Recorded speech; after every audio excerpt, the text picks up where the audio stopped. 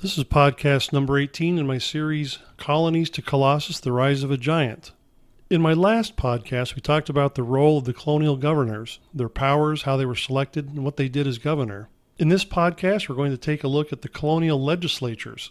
In the early stages of colonization, the colonial governors were the most powerful person in the colony. They represented the king ultimately, and strong leadership was often needed to deal with the perilous conditions of frontier living.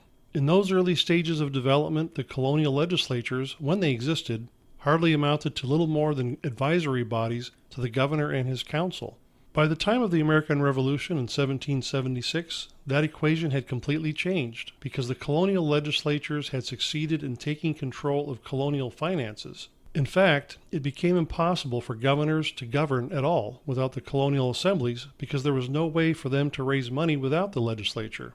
The idea that taxation could only be legally imposed by the representatives of the people was inherited from the political philosophy of England and was deeply ingrained in the minds of the colonists. That phrase, no taxation without representation, was not new to the American Revolution. In their quest to gain power, the colonial assemblies were not breaking new ground. In fact, they were treading a path well pioneered by the English Parliament, particularly the House of Commons during the 1600s.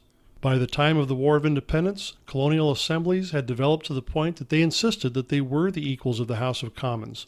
This is in sharp contrast to the view held by the king that the colonial assemblies existed as a matter of royal grace and favor. It was largely over this point that the colonies eventually decided to opt for independence. The structure of colonial government was very similar to that of England. England had an executive in the person of the king, and England also had a bicameral legislature called Parliament, which consisted of a House of Lords and a House of Commons. Each colony's political system mirrored this arrangement. Each colony had an executive, the governor, and a bicameral legislature consisting of a council and an elected assembly called different things in each colony. Let me first briefly describe the council. It consisted of 12 members whose appointment was for life. The members of the council had to be approved by the king, who relied upon the governors to supply them with names of people they felt would be loyal. Oftentimes, the council was considered as a colonial version of the House of Commons. The governor had to have the advice and consent of the council when appointing certain colonial officials. This phrase, advice and consent, still lingers in our U.S. Constitution today. Not only did the council act as an advisory body to the governor, it also acted as the upper house of the legislature. In most colonies, the council normally acted as the Supreme Court for that colony, and the governor acted as the Chief Justice. If for some reason the governor and lieutenant governor were absent from a colony, the senior member of the council became the acting governor. Being appointed to the council was a great mark of prestige. The council was expected to act as a counterweight to the assembly, who was sometimes given to popular passions. It was obviously intended that the governor, with his council, should be the center of government in each colony, but by the 1760s it was obvious that the elected assemblies had displaced them as the centers of power in each colony. The assemblies were called different things in different colonies. For example, in Massachusetts, it was known as the House of Representatives. In Virginia, it was called the House of Burgesses, and in South Carolina, it was called the Commons House of Assembly. Originally, colonial assemblies did not sit separately in their own chambers. They sat with the governor and council as part of a grand court or assembly. They did not have their own officers, nor could they initiate legislation in most cases. As colonial populations grew, the power of the assembly, the people's representatives, naturally grew too.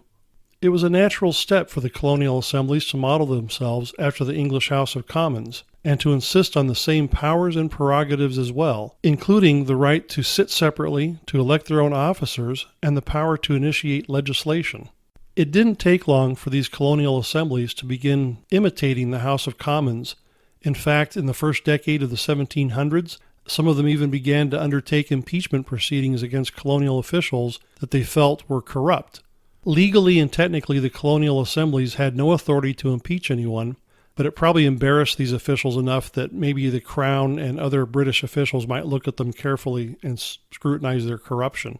The most important way that the colonial assemblies gained ascendancy was by controlling finances. Whenever the governor needed money, they would simply withhold voting funds for such purposes. This was especially effective during times of war when the needs of money were great and when governors were under orders to fortify their colonies and protect their harbors and build forts.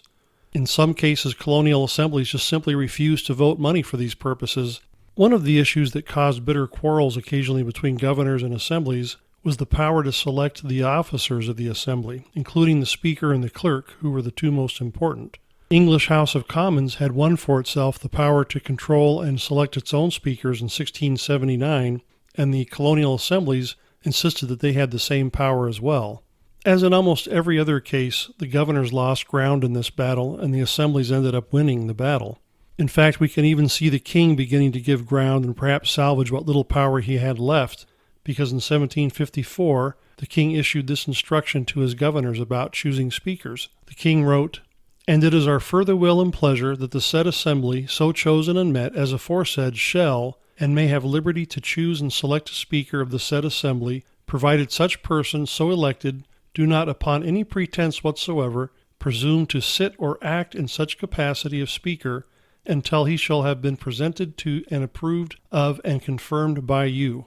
So even though the governors were given the power by the king to select all the officers of the colony, in this one case the governors had to give ground and the assemblies ended up picking their own speakers.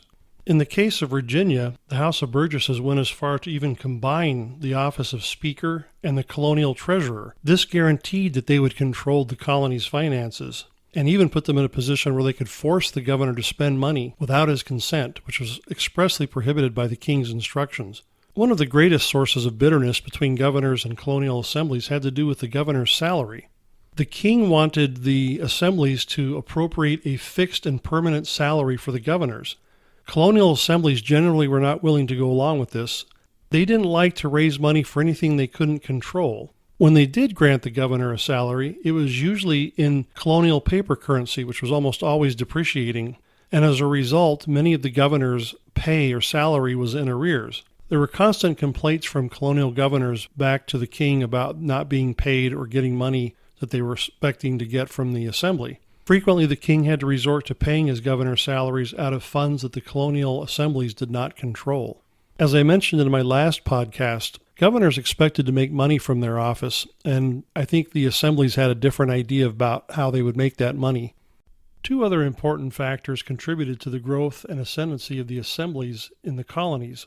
One of these was the fact that England minimally supervised its colonies in North America. The other factor was that there was a growing American aristocracy. These were wealthy planters and merchants who were resentful of being excluded, knowing they could never be appointed governor, and naturally they wanted to be in control of their colony's affairs. The king attempted as best he could to limit the power and growing power of these colonial assemblies. As we saw with the instructions earlier, the king issued instructions through his governors, trying to limit the assembly's powers in areas of money and finance and public officers as well. But the assemblies more or less, when they wanted to, ignored these instructions, stating that the instructions applied to the governor and not to the assembly, and that they were free to ignore them. Having elected representative assemblies was certainly a step forward for the colonies, but the assemblies weren't always free of abuses themselves. There were incidents of the speakers having the sergeant-at-arms go out and arresting people that had been critical of the assembly and bringing them in and forcing them to apologize to the assembly. In one case, they even had a person thrown in jail. So the colonial assemblies could be every bit as oppressive as a corrupt governor could be when they wanted to be. Now, just before the War of Independence, the colonial assemblies were at the height of their power. They claimed the exclusive right to initiate spending and tax legislation, which was exactly how it worked in England. Only the House of Commons could initiate spending taxing bills. Today, anyone familiar with the United States Constitution knows that the Constitution only allows the House of Representatives, since it represents the people, to initiate spending and taxing bills. So this pattern is not new. The colonial assemblies arrived at the point where they simply refused to accept the authority of any law passed by Parliament without their consent. They reasoned that they represented Englishmen just as much as the Parliament did. It's just that these Englishmen were in North America. And as a result, the colonial assemblies concluded that they were the equals of Parliament. When Parliament passed the Stamp Act, the Massachusetts House of Representatives made this statement about it, which clearly shows the evolution of their thinking about their authority versus Parliament's. They said, "There are certain original inherent rights belonging to the people which the Parliament itself cannot divest them of, consistent with their own constitution. Among these is the right of representation in the same body which exercises the power of taxation. We deeply regret that the Parliament has seen fit to pass such an act as the Stamp Act, We must beg your excellency to excuse us from doing anything to assist in the execution of it. Such a conduct in us would be to oppose the sentiments of the people whom we represent and the declared instruction of most of them. The House of Representatives then went on to complain that Governor Bernard hadn't done enough to oppose the Stamp Act and maybe had actually even encouraged it or been behind it. In response, Governor Bernard replied to the House of Representatives saying, "What have I done to deserve this? I have happened to be the governor of this province at a time when the Parliament has thought proper to enact a taxation of the colonies. It is not pretended that I have promoted this tax, nor can it with any truth be pretended that I have had it in my power to have opposed it by any means whatsoever. However, when the act was passed, it brought upon me a necessary duty which it seems did not coincide with the opinions of the people. This is my offense, but it is really the offense of my office, and against that you should have expressed your resentment and not against my person. If I could have dispensed with my duty, perhaps I might have pleased you, but then I must have condemned myself, been condemned of my royal master, and I cannot purchase your favor at so dear a rate." You can clearly see the two different positions between the House of Representatives and the governors in this situation. I think the way power was arranged in the colonies inevitably led to conflict and independence as well. For further reading, in addition to the books I listed in my last podcast, I also recommend the following: Deputies and Liberties, The Origins of Representative Government in Colonial America by Michael Kamen. Political Mimesis, A Consideration of the Historical and Cultural Roots of Legislative Behavior in the British Colonies in the 18th Century by Jack P. Green. Published in the American Review, Volume 75, Number 2, December 1969. The Role of the Lower Houses of Assembly in 18th Century Politics by Jack P. Green. Published in the Journal of Southern History, Volume 27, Number 4, November 1961. The Robinson Scandal, Rita Vivas, Money, Debts, and Politics in Revolutionary Virginia by Joseph Albert Ernst. Published in the Virginia Magazine of History and Biography, Volume 77, Number 2, April 1965. The Attempt to Separate the Offices of Speaker and Treasurer in Virginia, 1758 to 1766, by Jack P. Green. Published in the Virginia Magazine of History and Biography, Volume 71, Number 1, Part 1, January 1963. The Speaker of the House, Pennsylvania, 1701 to 1776, by Thomas Wendell. Published in the Pennsylvania Magazine of History and Biography, Volume 97, Number 1, January 1973.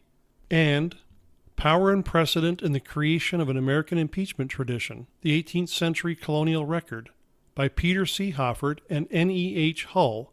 Published in the William and Mary Quarterly, Volume 36, Number 1, January 1979.